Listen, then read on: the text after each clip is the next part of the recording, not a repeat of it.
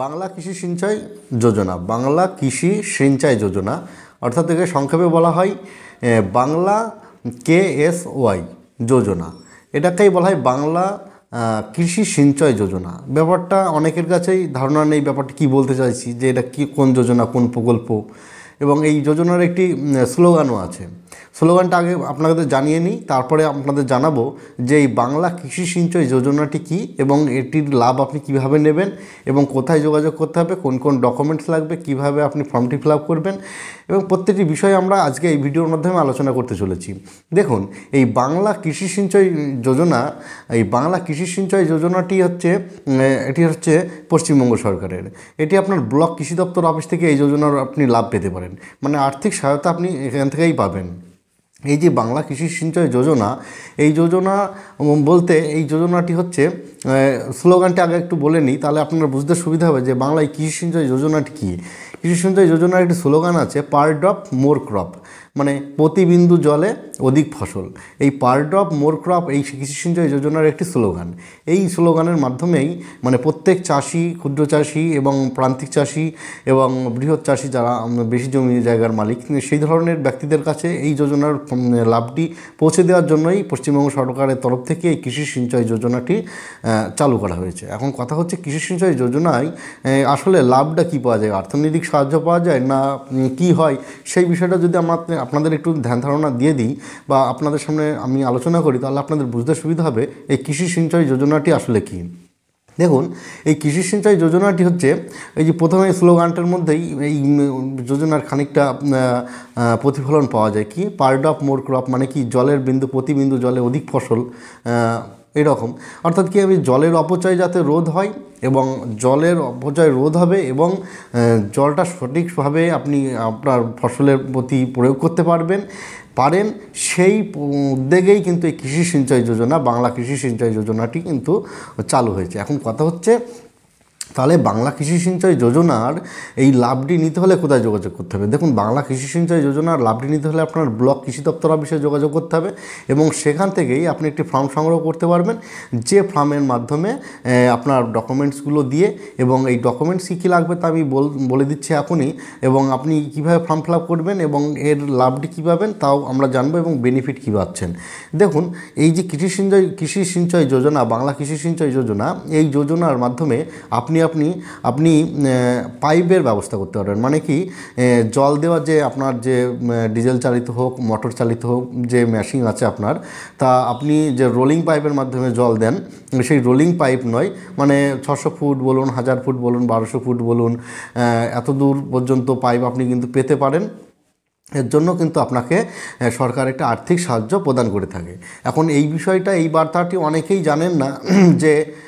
এই কৃষি সিঞ্চয় যোজনাটির কিভাবে আবেদন করবেন এবং কিভাবে তিনি পাইপটি নেবেন এবং এই পাইপটি নিতে হলে কত টাকা তাকে পে করতে হবে এবং কত টাকা তিনি ভর্তুকি পাবেন, এই বিষয়টা নিয়েই কিন্তু আজকের আমাদের এই ভিডিওটি। যেহেতু খানিকটা আমি বলে দিলাম যে কৃষি সিঞ্চয়, বাংলা কৃষি সিঞ্চয় যোজনার আপনি ফর্মটি ব্লক কৃষি দপ্তর অফিস থেকে পাবেন এবং এর ন্যূনতম জমি কতটুকু হতে হবে এবং কতটুকু জমি দিয়ে আপনি এই কৃষি সিঞ্চয় যোজনায় নাম নথিভুক্ত করতে পারবেন এবং এই পাইপটি পাবেন। এবং পাইপ নয়, শুধুমাত্র জল দেওয়া পাইপ নয়, মানে এখানে ফোড়া সিস্টেমে যে জলটা হয়, ড্রপ সিস্টেমের যে জলটা হয়, যেভাবে যে পাইপগুলো সিস্টেম হয়, মানে কি বলেন তো, আমি বলতে চাইছি যে ফওয়ারা সিস্টেম মানে কি জানেন তো, ওই যে কোনো বাগিচা ফসল চাষ করছেন, মানে বাগানে চাষ করছেন, সেখানে ফওয়ারা সিস্টেমে জল দিতে চাইছেন, বা আপনি ড্রপ করে জল পড়বে সেরকম ধরনের জল দিতে চাইছেন, সেরকম ধরনের পাইপের ব্যবস্থা কিন্তু এই কৃষি সিঞ্চয়, বাংলা কৃষি সিঞ্চয় যোজনার মাধ্যমে কিন্তু আপনি আবেদন করে, মানে আপনি একটু ভর্তুকিতে এগুলো কিন্তু পাবেন। এখন ঘটনা হচ্ছে, আপনি এগুলো তো পাচ্ছেন এবং সঙ্গে পাচ্ছেন কি, হয়তো ধরুন আপনার সেচ ব্যবস্থার কাছ থেকে আপনার জমি যে জলটি দেবেন সে দূরত্বটি অনেকটা, প্রায় ধরলাম 500 ফুট বা 600 ফুট বা 600 মিটার এরকম ধরনের হতে পারে। তা এই যে আপনি পাইপগুলো নিতে চাইছেন, এই পাইপটি আপনি ভর্তুকিতে পাবেন, কিন্তু প্রথমে টাকাটি পে করতে হবে, তারপরে আপনার ব্যাঙ্ক অ্যাকাউন্টে যেটি দেবেন সেটি কিন্তু আপনার টাকাটি পরে ক্রেডিট হয়ে যাবে, মানে আপনি আর্থিক সহায়তা পাওয়ার জন্য। তো এখন ঘটনা হচ্ছে, আপনি যে এই ফর্মটি সংগ্রহ করবেন কোথা থেকে,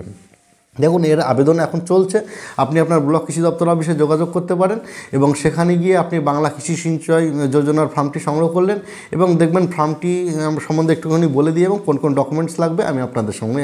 যখন আপনি এই কৃষি সিঞ্চয় যোজনার ফর্মটি হাতে পাবেন তখন দেখবেন যে একদম প্রথমেই এই অফিসটির ঠিকানা এবং অফিসের যিনি সহ কৃষি অধিকর্তা রয়েছেন তেনার একটি বক্স রয়েছে, সেখানে আপনি ওটা কমপ্লিট করলেন এবং তারপরে আসে আপনি এই যে কৃষি সিঞ্চয় যোজনার মাধ্যমে এই যে আর্থিক সহায়তা প্রদানের যে পত্রটি আপনি ফিল আপ করতে চাইছেন, তা আপনি যদি কোনো গোষ্ঠীর মাধ্যমে আসতে চান বা কোনো সমিতির মাধ্যমে আসতে চান বা আপনার কোনো উন্নয়ন সমিতি বা মানে কোঅপারেটিভ ব্যাংকের মাধ্যমে আসতে চাইছেন, এই রকম উন্নয়ন মানে সমবায় উন্নয়ন সমিতির মাধ্যমে আসতে চাইছেন, এই রকমের মাধ্যমে যদি থাকেন তাহলে টিক মার্ক করবেন। আর নতুবা যদি আপনি সাধারণ কৃষক হয়ে থাকেন তাহলে আপনার ডকুমেন্টসগুলো দিয়ে মানে ডকুমেন্টসগুলোর কথা আমি আস্তে আস্তে বলে দেবো এবং সঙ্গে বলে দেবো ফর্মটি কীভাবে আপনি ফিল আপ করে নেবেন নিজে থেকেই। দেখুন একদম প্রথমেই যিনি কৃষক, এই কৃষকের নামটি প্রথমে লিখতে হচ্ছে এবং তারপরে কৃষকের পিতা বা স্বামীর নাম লিখতে হবে এখানে। তারপরে আসে যে আপনার ঠিকানা, আপনি কোন অঞ্চলে বা পৌরসভার মধ্যে রয়েছেন সেটি আপনি উল্লেখ করলেন এবং আপনি ব্লক কোন জেলা কোন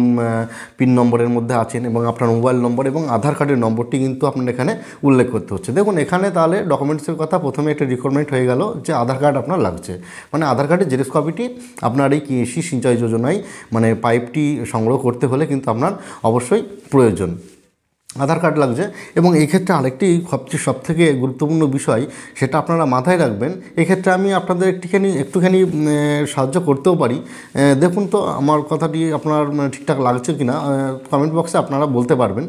তবে আমি এই কথাটা বলে দিই যে বাংলা কৃষি সিঞ্চয় যোজনায় যে পাইপটি আপনি নিতে চাইছেন,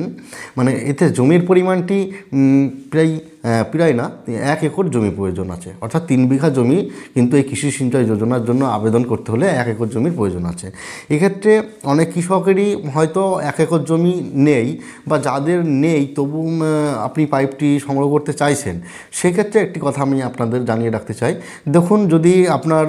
আশেপাশে কয়েকজন কৃষক মিলে আপনি যদি 1 একর জমি আপনি তৈরি করতে পারেন, মানে 3 বিঘা জমি আপনি তৈরি করতে পারেন এবং কাগজপত্র রেডি করতে পারেন এবং এর মাধ্যমেও কিন্তু আপনি ওই কৃষি সিঞ্চয় যোজনার বাংলা কৃষি সিঞ্চয় যোজনার কিন্তু